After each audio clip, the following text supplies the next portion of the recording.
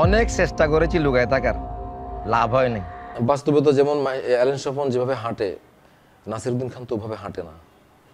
Allen Swapan যেভাবে তার প্রতিটা, যেমন কিছু মানুষ দেখবেন সবসময় ক্লিন শেপটে থাকে, তো সেই হিসাবে অ্যালেন স্বপন যেভাবে থাকে নাসিরুদ্দিন খান তো সেভাবে থাকে না।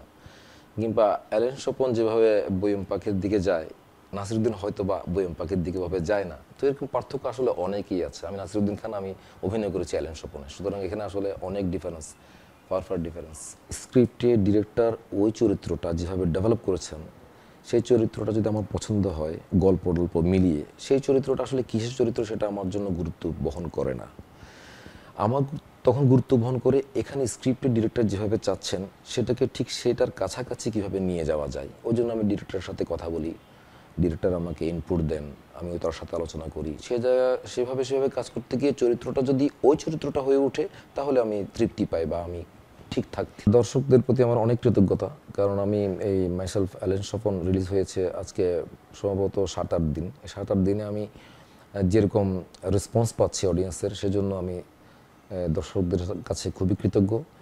আর আমার যে প্ল্যাটফর্মটা চরকি, তাদের কাছে কৃতজ্ঞ।